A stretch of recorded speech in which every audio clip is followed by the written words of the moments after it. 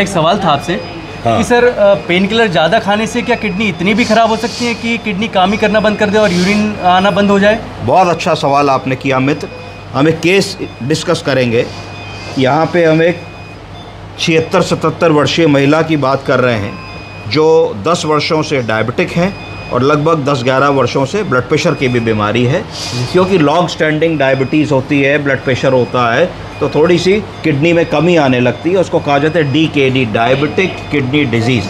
क्यों ऐसा होता है? क्योंकि डायबिटीज़ अधिकतर लोगों की बहुत ही अच्छी कंट्रोल नहीं होती, उसमें उतार और चढ़ाव आता रहता है। दिन में कई घंटे बढ़िया कंट्रोल है, कभी थोड़ा सा चाय में चीनी पी ली, मीठा फल खा लिया, मिठाई खा ली, आलू खा लिया, चावल खा लिया तो बढ़ गई। तो उसको कहा जाता है ग्लाइसेमिक वेरिएबिलिटी, कि हमें चाहिए कि 80 से नीचे ना जाए, हमें चाहिए कि 150 से ऊपर ना जाए, पर कई बार 250 भी हो रही है, कई बार 300 भी हो रही है, कई बार कम होकर 40 भी हो रही है।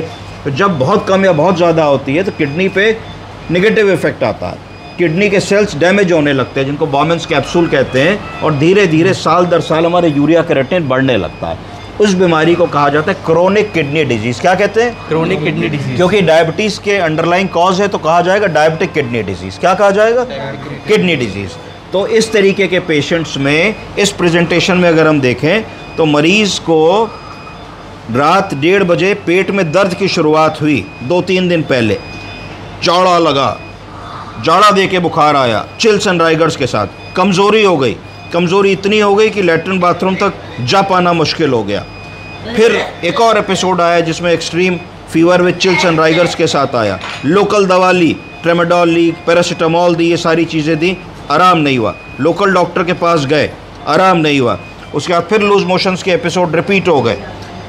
तो ये एक इमीडिएट प्रेजेंटिंग कंप्लेंट थी। थोड़ा और पीछे जाके पूछा तो पता लगा कि कुछ दर्द की शरीर में समस्या रहती थी, तो हम पेन किलर ले लिया करते थे।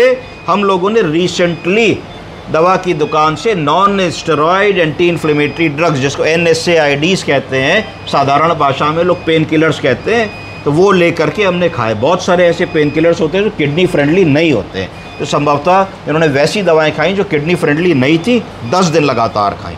तो 10 दिन लगातार खाने से क्या नोटिस किया कि धीरे धीरे नोटिस किया कि चेहरे पे सूजन आ रही थी, पैरों में सूजन आ रही थी, फेशियल पफिनेस थी। तो ये सारी चीज़ें नोटिस की। तो इसका मतलब कहीं ना कहीं उन दवाओं के खाने से हमारा ब्लड यूरिया और सीरम क्रिएटिनिन बढ़ रहा था। जब ब्लड यूरिया और सीरम क्रिएटिनिन और ब्लड यूरिया नाइट्रोजन बढ़ेगा तब क्या होगा? तब यूरिन आउटपुट कम होता चला जाएगा।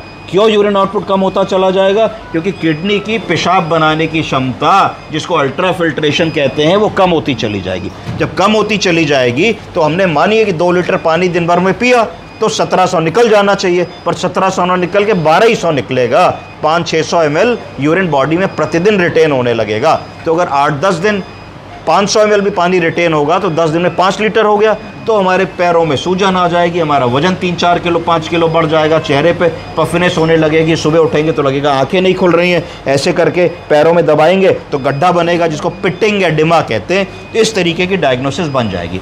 इसको कैसे लिखा जाता है डॉक्टरी भाषा में? इसको लिखा जाएगा ACKD। ए का मतलब है acute on chronic kidney disease. कि क्रोनिक किडनी डिजीज़ तो हमारे मरीज़ को है, हमने मान लिया, क्योंकि 10 साल से उसको डायबिटीज़ है, उसका क्रिएटिनिन 2-2.5 चलता है। तो अब अगर 5 हो गया है तो इसमें एक्यूट फैक्टर इन्वॉल्व है। उसको कहीं से इन्फेक्शन हुआ, इन्फेक्शन होने के कारण एकदम से क्रिएटिनिन 2 के ऊपर 5 हो गया। तो क्रोनिक किडनी डिजीज़ सालों में होती।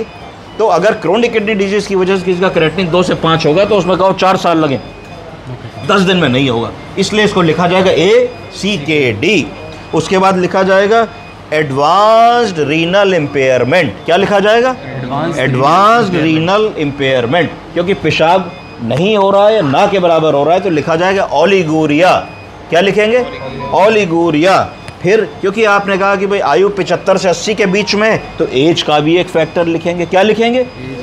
एज को फैक्टर को कहते हैं होम्योस्टेनोसिस। क्या कहते हैं? होम्योस्टेनोसिस का मतलब है कि हर ऑर्गेन की एक उम्र होती है। तो हमें यह भी समझना पड़ेगा कि भाई हम एक 76-77 वर्ष की पुरानी किडनी से डील कर रहे हैं जो कि डायबिटीज़ के से भी ग्रसित है और जिसमें धीरे धीरे क्रोनिक किडनी डिजीज़ का भी रोल है। तो ये तीनों चीज़ें हमको दिमाग में रखनी पड़ेंगी। फिर संक्रमण हुआ, बुखार आया, तो जो ये इमीडिएट प्रेजेंटेशन था ये यूटीआई का प्रेजेंटेशन था। डायबिटीज़ के मरीज़ में जब शुगर अच्छी कंट्रोल नहीं होती तो पेशाब से क्या जाने लगता है? चीनी, शुगर जाने लगती है। आप यूरिन की जांच करेंगे तो उसमें शुगर 3+ आएगी।